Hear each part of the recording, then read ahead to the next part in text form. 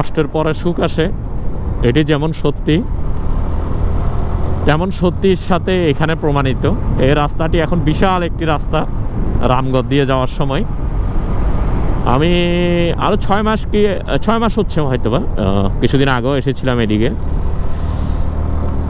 তখন রাস্তার কাজ চলছিল, আর এখন রাস্তার কাজ হয়ে গেছে, তাই মানুষ এখন খুবই রিল্যাক্সভাবে এখানে রাইড করা যাচ্ছে। বিউটিফুল। কিছু কিছু জায়গায় এখনও সামান্য ওগুলো কাজ চলতেছে, কিন্তু প্রায় রাস্তা কিন্তু দেখার মতো হয়ে গেছে।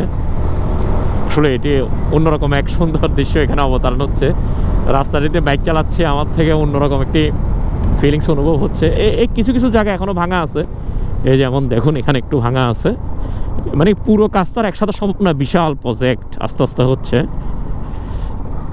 সেটাই।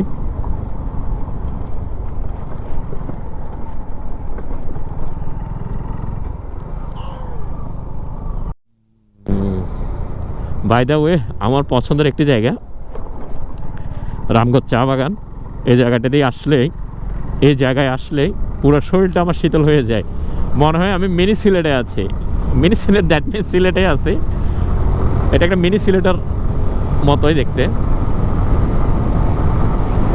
ও নেচার, আসলে আমি নেচারকে যে এত বেশি ভালোবাসি, আমার থেকে নেচার কাছাকাছি গেলে মনে হয় আমি আমার সুখ খুঁজে পাই এখানে।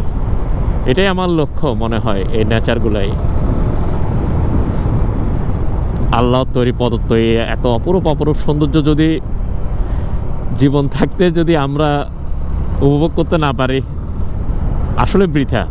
একবারে তো জন্ম না, এরপর তো কর্মের ফল আমরা পরকালে পুরোটা গ্রহণ করব, আর ইহকালে তো দেখতে হবে এত সুন্দর সৌন্দর্যগুলা। আসুন ভাই, একটু ঘুরে ঘুরে দেখুন, ভালো লাগবে রিয়েলি।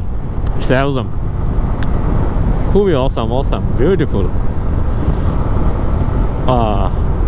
I love it.